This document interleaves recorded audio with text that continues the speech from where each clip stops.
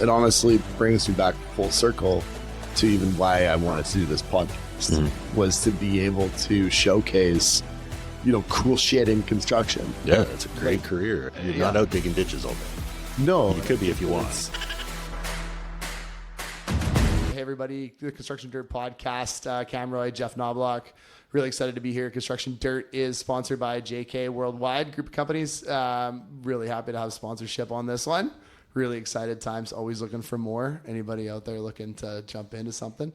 We're joined today with our friend Clint from Cobra Rebar. Now, Clint, how do you pronounce your last name? Shelefontiuk. Shelefontiuk? So I've always been a Shelefontiuk guy, but I mean, that's close, I guess, eh? Not really. Not really? Well, for the amount of years I've known you, I thought you would have figured it out by now. We're already jumping into that now, ask. right? Yeah. So Clint and Jeff just met, which is super exciting. Clint and I have known each other for a couple of years. A lot longer than that. A lot longer than a couple of years. Yeah, I think it's good. What is it going on now? Like 13, 12? Yeah, somewhere between 13 and 15. Do you guys know the story of when you first met? I mean, there was a TSN turning point, I think, on a site out in Poco. Yeah. When I think it was my first ever site super project. And I had this old super, and he used to say, "Oh, set it up where get this detailed out and get this delivered and this delivered." And so it wasn't a very large project. It was a good size. But I brought Clint out and I'm like, okay, we're going to have I want this delivered and then I want this delivered. Clint says, go fuck yourself. I'm delivering the whole fucking thing at once, Cam. You're an idiot. So I think that was, that for me. What was your first interaction with Cam? Oh, boy. Oh, God. You're really going to make me think about this one. I don't know if we go back as far as you still being on the tools and me running jobs at that time. Was it Feral Estates? No, that was a Cobra one. You weren't a Cobra then. I know I came back to the mess at Canterbury. Yeah. Yeah, we were there. Yeah, because that's right. You didn't have the most wonderful placers on that job. Correct. That's right. How come all your previous projects were considered messes? Or I feel like you need to look at where you came from. the company, not the person? Is that a blackout? That's a blackout. No. It would have been, that was the same kind of era, Yeah, young Buck Cam. That's too funny. It would have been with them. Yes. Yeah. Oh, for sure. But what was the exact first job? Oh. Yeah, I don't know. It's been a while. Clint and I've known each other a while. So I guess that goes in a little bit your history, Clint. So you met Cam not as Cobra, or how did that all sort of play out to get us to where you are today? Yeah. I'll give you the background for me. Okay. Basically born and raised into this business. Okay. My dad's in it. I had uncles in it. Yeah. I had a handful of cousins in it. Yep. And I'm still the only dumb one that's still in it. Your dad's still in it, isn't he? Yeah, my dad is. But I'm talking about for my for the cousins and nephews, right? So basically, there's a name that you'll probably remember, Larry Gockel. Yeah. Okay. Larry's basically known me roughly since the day I've been born. So in a roundabout way, Cobra is the only company I've ever worked for when you look at the ownership. Okay. So, and when you kind of backtrack and looking at the names, when Larry sold Star Reinforcing, he went on to other ventures, which became CRS, Cut Rate Steel. And if you take the first three letters, Cobra Rebar Services. Yeah. So we kind of rebranded over the years. Interesting. The best way to sum it up is I've only worked for two people, for two ownerships down here. I have been with this company in one facet or another my whole working career. Yep. Yeah. So I've never worked for another rebar company in the Lower Mainland. That's pretty cool. Yeah. I like that. Where were you before though? You were but in that time, as a family, we moved up to the interior. So my dad and I started a company up there about 5 years. Work wasn't the greatest. I went to Alberta for about 5 years. Actually ended up based out of Edmonton, but living 3 years in Yellowknife. Okay. Oh, Jesus. Yeah, so Wow. Prior to getting there, I went up, traveled back and forth to Edmonton. We did a Canadian Tire. Yeah. And then I had the bright idea to jump on the plane and go farther north.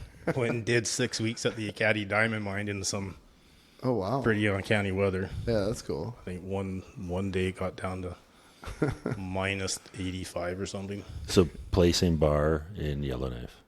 Yeah. So when I came out of the mine, Sounds awful. we were just, I don't know, I think we were like 250 kilometers below the Arctic Circle. Right. Yeah. Like, so It's right there. You're not walking home by any means, right? But wow. So placer for a long time, and then when did you kind of slowly turn into so basically I've been the man I know today, Clint? So even at that, I mean, when I've had lots of firsts with this company.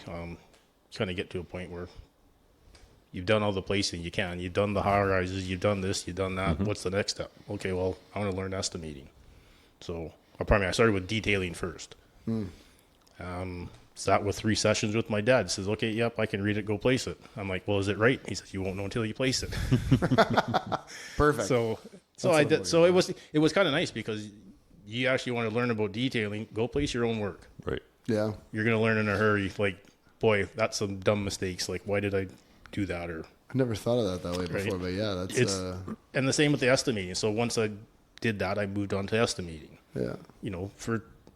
How do I estimate? Well, he says you just quantify everything. So when Larry was telling me about this, he goes, and I said, okay, so what should my estimates be? He says, well, within 10%. So I 10%ed everything. Learned real quick. Can't do that either. So, you just Didn't get a lot of work. didn't get that job. Yeah. That's funny. That's why I didn't put the appreciation into that detailing aspect of reinforcing when I was project coordinating, and like, can't you just place the bar in the ground and like, what do you need drawings for? Just throw some bar in and tie it up, right? Yeah. So, No, it's an art form. I mean, and that was back when drawings were air quote good. Yeah. Jeff, have you ever seen a rebar detail sheet? Like with the well, when I was reviewing shop drawings as a project coordinator here, and that's when I started thinking, like, there's something more to this. Like, why are we spending so much time? Measurements from the bend, and then the other bend, and measurements to this bend. And yeah. Fun fact, Jeff, do you know what the when you get a length of bar? Do you know what the typical length of bar is? I do not. No. It's 19'8", right? Mm-hmm. See, I was going to go with 20 foot, but then I would have got that wrong. That's because it comes out of the metric mill. That's what it's sold as a 20 foot, but you're actually buying it. You get shorted 4 inches every time. Story of my life. So Clint, what is your current title at Cobra? Because I've known you to put on. Currently I think you wear a few different hats over there. Yeah, title or your role right now, or what do you say you do do over there? Other than just answer Cam's calls, 911. Well, for a while I was the field superintendent, and basically I oversaw everything. And when I mean everything, I basically ran the Cobra placing division for ourselves, and then plus had to oversee all the subs. And it just got to a point where my time was being taken up more by the subs and not other than me just delegating the manpower, not spending time trying to grow Cobra's side, and then tacking all the travel lean. And it got to the point where I'm like, I'm done. Like I was actually going to leave Cobra. I had something else I was in the works, and the 11th hour it kind of fell apart, and I was like, well, don't go. So I went back into the office, and basically there I sat untitled because there was, I estimate, I detailed, I still had my hands in the field a little bit helping out. So there was kind of like 3 of us looking after the field. And then I ended up back as the field superintendent again. Full circle. Currently. But the nice thing is now they realized how much work it is to run it. I mean, you're basically running a company without signing a check. Yeah. Right? I mean, that's your phone's ringing, basically turned into a 7-day-a-week job because you don't really, contractors are phoning in Saturday.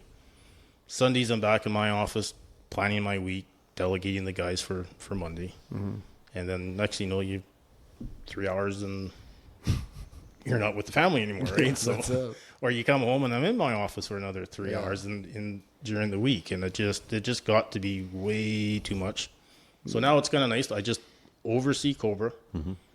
So my goals are to grow the Cobra placing to a point. We're not going to take over the world or anything, but Yep. get it up so we can do a little bit more of our own volume of work. And not that we're going to push aside any subs, but it's nice to be able to have a little bit more control For sure. doing our own placing. Right. We know where that's where that's about. Yep. Yeah, Yep. Very definitely. similar. And I don't need to tell you what the manpower situation like is in here, Spectacular. so- It's wonderful, Right? isn't it? There's guys it's everywhere. fantastic. Yeah. They, It's they, awesome. They all know what Skilled, they're qualified. doing. Yeah. Skilled qualified, yeah. So you talk about the Cobra crew and then some subtrade stuff. So what percentage wise of Cobra's work do you typically do you guys self-perform versus sub out? Is it like a good 50-50 mix or? Well, you know what the expansion of Cobra turned into, so Yeah. we're probably below the 50-50, but Yeah. I mean I never want to run a company that big to be able to do 50-50. Yeah.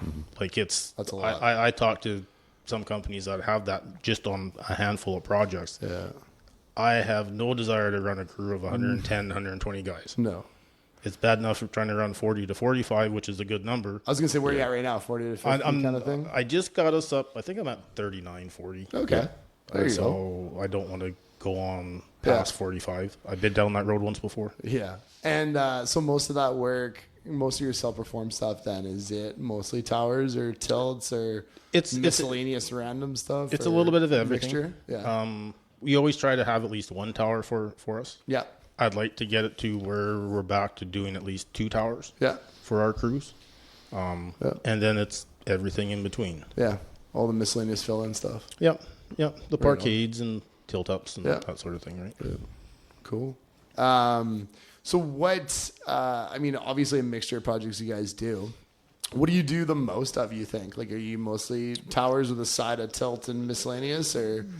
The towers will always be the big thing first. Yeah. Like that's kind of, I don't want to say the bread and butter, but that's what keeps the wheels turning. For sure. Right. So Yeah. it's always, to give you an exact number of what we have, we're probably somewhere between 7 and 10 that we have at any given time going at various stages.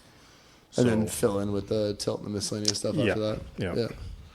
I know tilt specifically not the most enticing projects from a rebar point of view. So what are your thoughts on the tilts? I know you used to have a golden tilt crew back in the day. Are we still?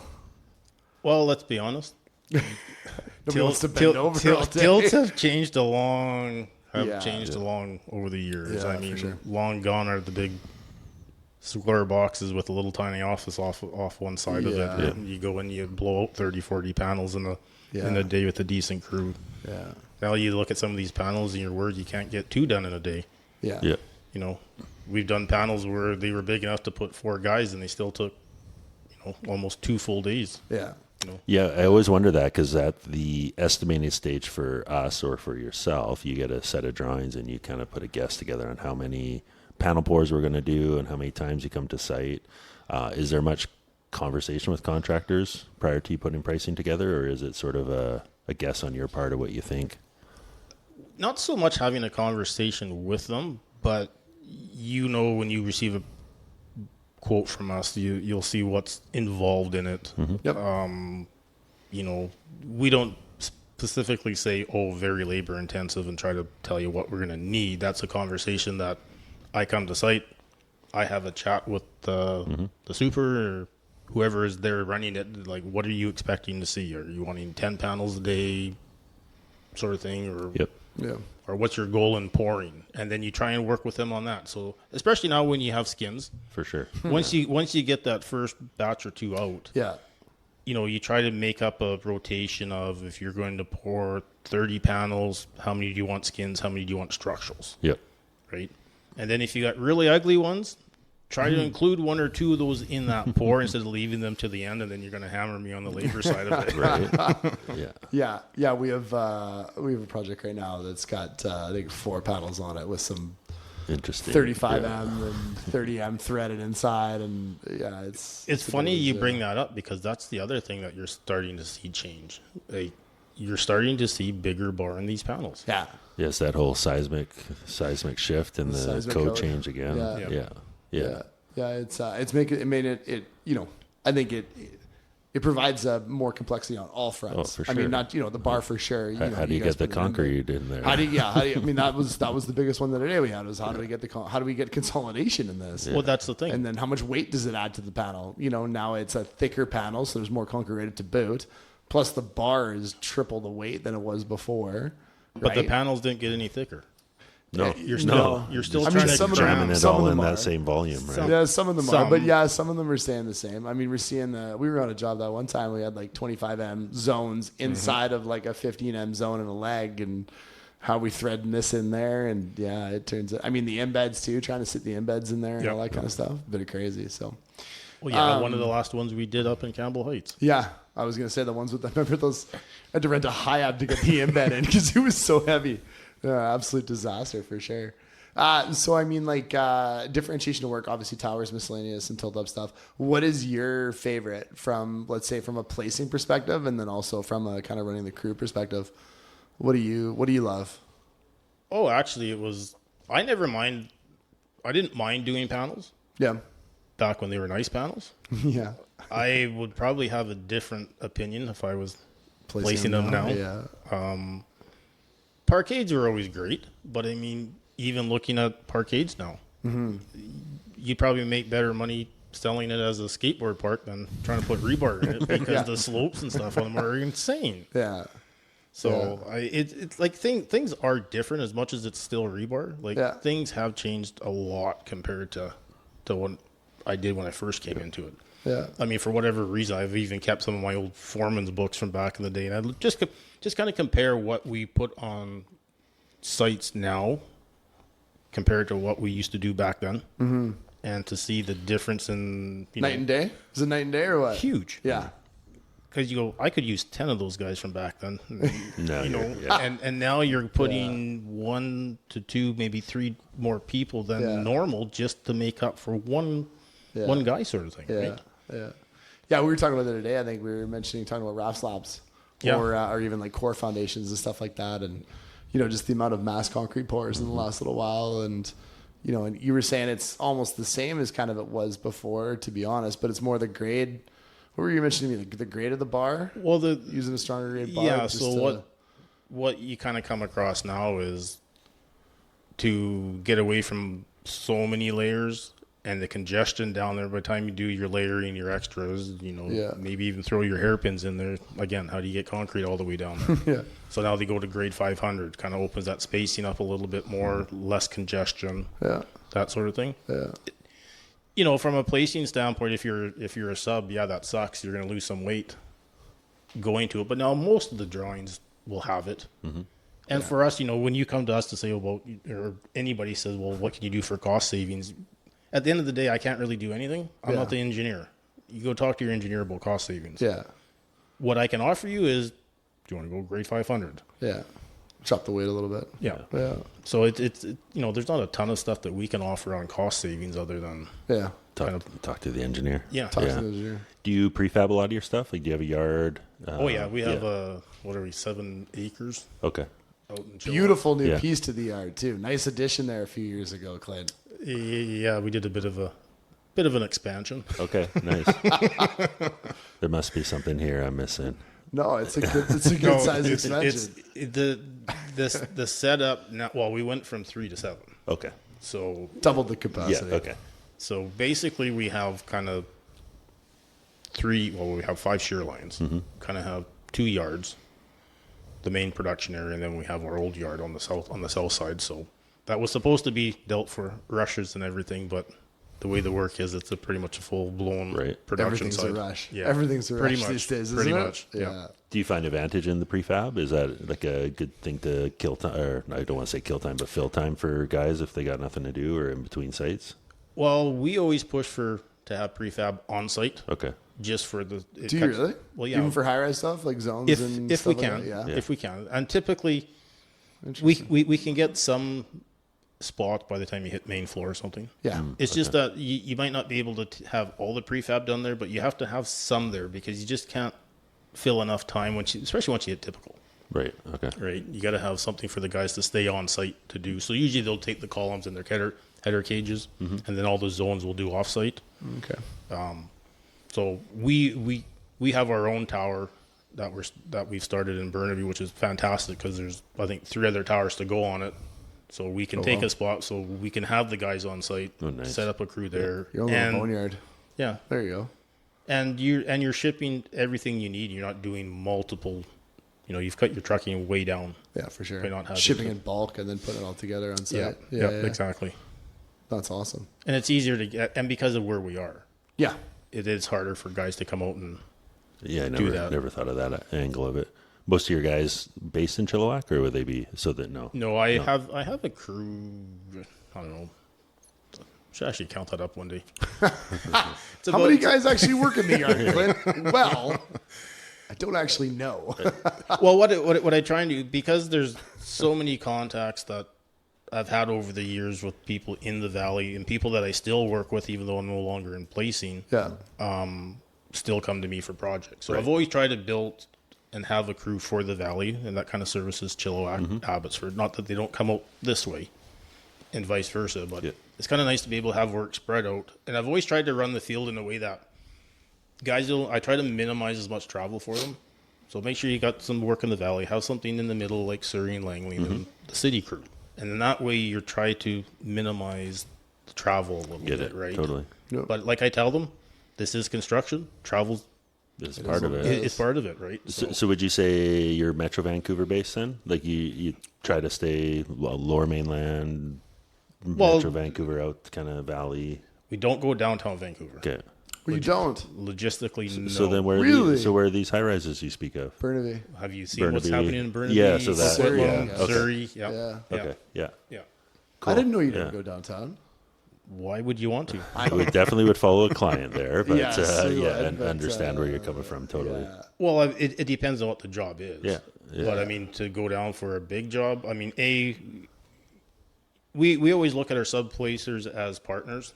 So unless we have a partner that's willing to go there, why would we price it? Yeah. That makes sense. Right. So it's.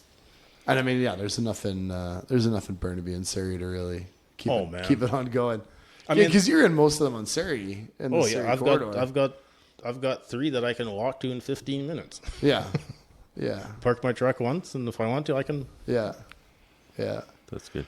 On the towers, I mean, how stressful does it get on some of those guys and some of the turnaround days? Some of them easier to deal with than others. Some of them get a pretty good flow going. No, we're pretty fortunate. There's there is a forming company in here, and I've this is I love those. This is actually good. Yeah. They're awesome. They're 2 pillars. Yeah, James. And I would say probably over more than 50% of my towers are with them. You do a lot with them, don't you? Yeah. That helps a lot. 100% it does. I mean, they know who we have for placers and who we use, and they know I'm a point of contact if they need anything. Yeah. And it's done really well for us. It's nice to know what they're pricing, what we're looking at. Well, and the expectations too, right? I mean, we always talk about that. Like, you get into a new sub-trade relationship or, a new contract relationship, and it's, what are their expectations? What do they want to see? What are we expecting to do? And, working through all those kinks out. But once you have it flowing and have a good relationship with that contractor, that sub-trade, I mean, it definitely is a huge advantage. And we still work with FEMO. I mean, they're still decent. But I mean, for the majority of them, it's 2 pillars. It's been a great relationship with them. Yeah. And were you guys on Pure West? Yep. Yeah. Right on. Yep. I always think that was one of the cooler projects in town for sure. Well, I from the outside looking at it, it looked at, but that was a hell of a start on that job. Oh yeah. Like I never thought that job was going to start. Like that was almost a year, just over a year. Delay on it between everything.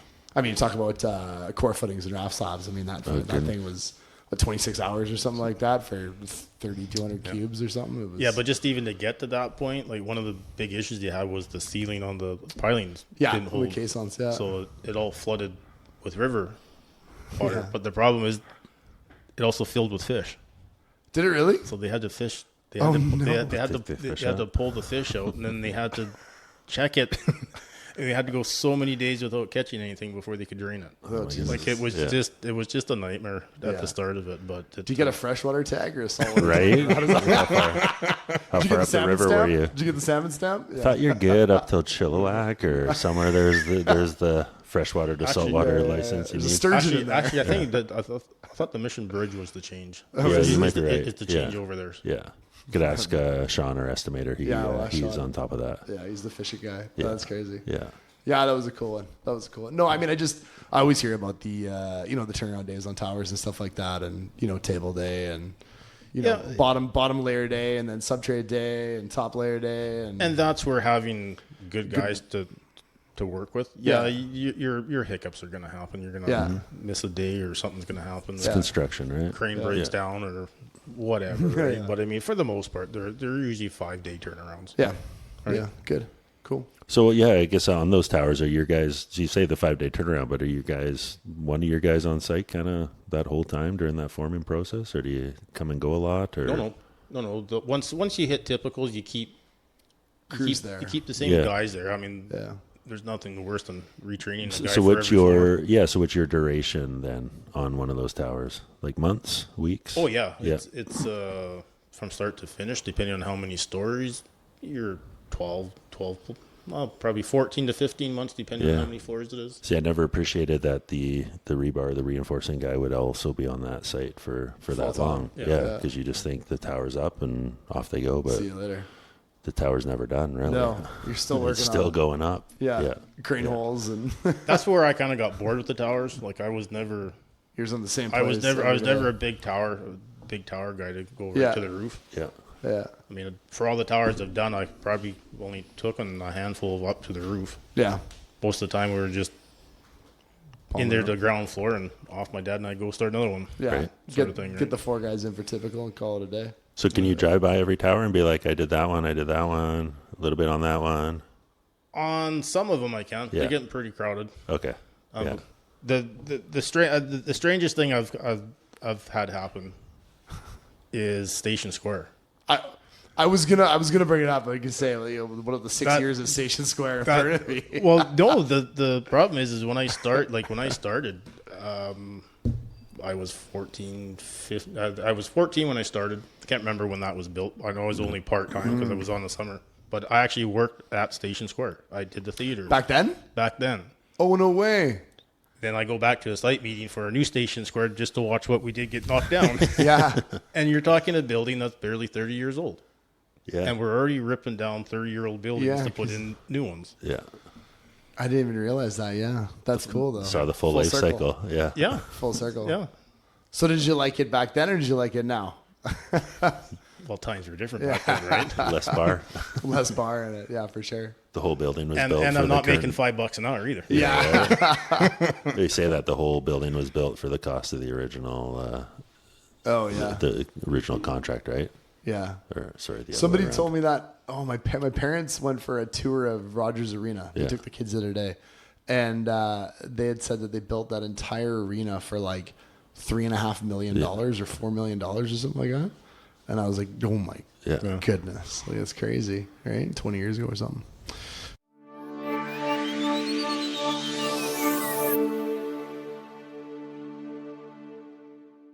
So Clint, what has been your favorite project to date? What's the one that you're, I guess, either so proud of or like, wow, that was super cool. We did some crazy stuff, or. I would probably have, in all honesty, I'd probably have to say it was the tower I did in Yellowknife. Just because. Yeah. Was it a tower in Yellowknife? Yeah. Oh, wow. So. Okay. So when I moved to Edmonton, I knew nobody. Yeah. Like I didn't know a single person. Yeah. I just show you how old I am. Opened up the Yellow Pages and just started flipping through there looking for rebar companies, and I made a little bit of a list. And the guy says, "No." One guy said, "No, I can't. Don't have anything." I said, "Maybe in a week or two, whatever." Yeah. The guy said, "Yeah, sure, I'll hire you." So I set up a meeting place to place them. Yeah. I came back home, grabbed some stuff, and I went back. And somehow I swapped the numbers around. Oh, no. So when I phoned this guy, he's like, "Yep, sure. I got work now. I can hire you." So there I go. I go off to the job site, and I'm calling this guy Amy. And he doesn't really say anything to me. And you keep working and call the guy again. And one of the guys I was hanging on the wall with, he says, what did you call him? I said, Amy. He says, that's not Amy. I says, that's Ray. I said, well, what company is this? He's like, it's Kecho. I said, Kecho? I'm supposed to be working for Rainbow Rebar. He's like, he says, that's Amy's company. That's so good. And I never said, so good. I never did ever say anything. You just left it alone the whole time? Yeah, until a couple of months later down the road, I told Ray the story, and he burst out laughing. He phoned, sure. He phoned Ray. He says, hey, did some guy stand you up that coming from BC? He said, basically, Amy said, yeah, I kind of remember. I was supposed to meet him at a Subway or something, and didn't show. That's too funny. That's funny. And that led into the tower. So I had always bugged him, like, do you do towers? Yeah. Oh, I don't want to be that big. So I don't have a tower guy. That's okay. So I wasn't planning on running jobs. Yeah. I was there not even 3 weeks. He's like, no. He says, you're going to have to run jobs. He said, I can't let you not run jobs. Yeah. So I said, okay, well, then you got to make sure you get a tower. So I think I've actually come home I came back home. This is a few months. Yeah. And he comes back and he says, got a tower for you. I'm like, sweet. He says, well, it's in Yellowknife. Oh, Jesus. I'm like, yeah, okay, whatever. That building that up there was unique because you don't do foundations like you do here. Oh, yeah? Like you're exposed to bedrock. You're drilling into bedrock. Yeah. You're just doweling everything out up to a certain elevation. So your starter columns could be anything. Could be 2 feet high, could be 6 feet high. Yeah. Just depending on how the rock goes, right? Yeah. So then That's cool, though. just that process up there, I didn't bother coming home. I just stayed up there. I gave up my suite and basically lived in Yellowknife. So Yeah. you would, go and do work in the evening times. So Jesus.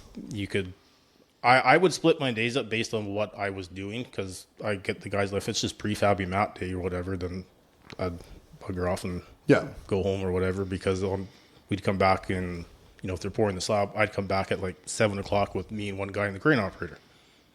Go and stand all the calls. Start lining zones? Right. Really? Yeah. Yeah. Because when we'd come in the next day, we'd stand the zones at the core, start the core while they're buttoning up all the columns. All the columns. So literally as I'm walking up, the finishing guys are at the other end. And Yeah. Do you still see that now, like on towers around here? Like, are guys still stabbing zones in the evening, like after finishers or? No, because usually Not as those are penciled in Yeah. throughout the day. Strategically. But it was just because of the schedule. Because they did, I think they did 24 days, and then they would fly out for 4. So you're just pushing hard for 24 days. And plus, you got 24-hour daylight. So Well, I was wondering that, so it's always light that time too, Oh, right? yeah. Oh, it messed me up the first time when I went up to do the Canadian Tire. You wake up and you're like, holy smokes, I overslept, and look at your watch, it's like 3 a.m. and it's just like Close the blinds a little harder. it was a neat experience. It was That's cool. But after 3 years, you definitely want to come out of there. Yeah. Yeah, definitely. So when I was getting close, he basically said, hey, you want to stay and do the ice rink?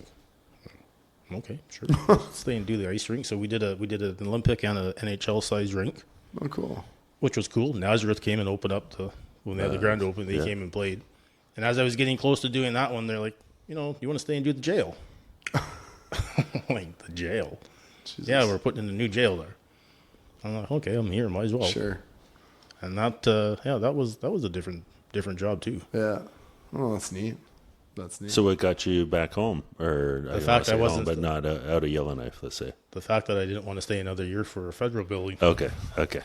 Well, it was kind of funny because when I came back home, Ray had said, he says, I want to do the federal building. I'm like, I'm not going back for another year. Like, this is, I don't know if you've ever been to Yellowknife or looked at it. You basically live in a circle. Yeah. Like, you can just circle around, right? Oh. Yeah. So, and there's not a whole lot to do in the wintertime. I can imagine. Yeah. So when you said, A little chilly. no, I want to do it. If you're not going back, then I don't have anything for you down here. And I'm Yeah. like, okay. We'll Phoned up Larry and says, can I come back? So I'll be in town by the weekend. He says, yeah, start Monday. That's awesome. And a couple days back, and Ray phones me up. He says, like, I changed my mind. He says, I won't send you back to Yellowknife. He says, you can stay here. And I'm like, nope, sorry, I'm gone. Yeah. He's like, what do you mean you're gone? I said, I told you, if I wasn't working for you, I'd go back to BC. I'm gone. You told me you had nothing, so That's it. So I left, and I've been back here ever since. That's awesome. On the tilt-up side, I wanted to ask kind of what was your favorite kind of tilt-up building you've been involved with? Obviously, Jeff and I are big tilt guys, so what is there one that kind of sticks out? Yeah, is there one that sticks out that was like that was kind of interesting or different or unique or bonus points if it's one of mine? Double bonus if it's every job I did with you was unique. Jesus, here we go. He's getting invited back. Yeah. But no, is there any? Oh yes, because we need to do one whole hour just talking about your job. Oh yeah. yeah. Not the ones now, the ones in the past. Right? That podcast might get edited out. Yeah, for sure. Blacked out, all blacked out. I can't really say like one doesn't really stand out. No. Is there a famous-ish building or something maybe, or one that holds a little regard? I think for being unique, I did the cultural center in Chilliwack, which had they were 60 some odd high panels, and they were like 16 inches thick, double mat. Jesus. Stagger splices. Yeah, that's cool. So you basically had like a stock length 25M bar and then a lap bar. Yeah. So I mean, like that would be the most unique, I think, that I've seen in tilts. I mean, it's always fun when you have those plastic little brick things that you got to be. Oh, the brick veneer. Those are just a pain in the ass. Oh, the brick veneer. Yeah. We haven't done one of those in a long time. I haven't seen. No. The last one was ICC. Yeah, that's right. That was a good time. Fair enough. Yeah, I mean, tilt ones are fun. I mean, there's always something going on with the bar. I mean, the seismic thing we talked about earlier, like just the. Well, it's changing too, right? Yeah. I mean, and it's working with engineers to try and get away from a lot of those seismic brace bays too, because we see a lot of that. That comes along. I know. I don't know. It's probably 7-8 years ago where we were seeing that fairly heavy with the 10 feet deep, 6 feet wide. I mean, you're 400 or 500 meters on a tilt building and a footing is just unthinkable, right? So. But yeah, there's some cool ones out there for sure. So I mean, with the tilts and the way they're changing, you're starting to see a lot of precast buildings come out now. Yes, yeah, we've dabbled in that a little bit. We've been a part of a couple of those, and it's fun. I mean, there's a time and a place for sure, and I mean, the tilt stuff is always still a fun time. I mean, absolutely. I think building those panels, getting a slab done. Getting a beautiful slab out there, pouring the panels on it, watching a crane lift them up. It's always it's a fun time. Till winter rolls around, yeah. And then and we just work through it. I was just talking Get the blankets out. Yeah, we were just talking to Corby actually on Friday and from Forge Place and talking about we're joking about our weekly 5 a.m. chats, concrete call, are we pouring or not? And he was laughing. He says, did I wake you up every time or... Because we were talking on the phone almost every other day to see if he was going to pour or not. I remember when I used to have to get approval to call the 1-900 Government of Canada number to get the weather thing, and it cost a couple bucks every time he called. So I was like, should we call and make the call to see if we're pouring today? So yeah.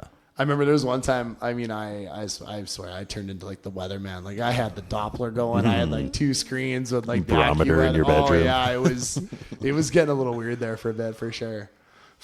So right on. Well, Clint, that's all we got. We keep it short and sweet. Anything else you wanted to ask us? Flip it around on you? Yeah, put him on the spot. Spot? No, because I've known you for so long. He's like, I just came to pick up a check, and now I'm talking in a mic. I ended up in this bat cave in the back 9, talking on the microphone.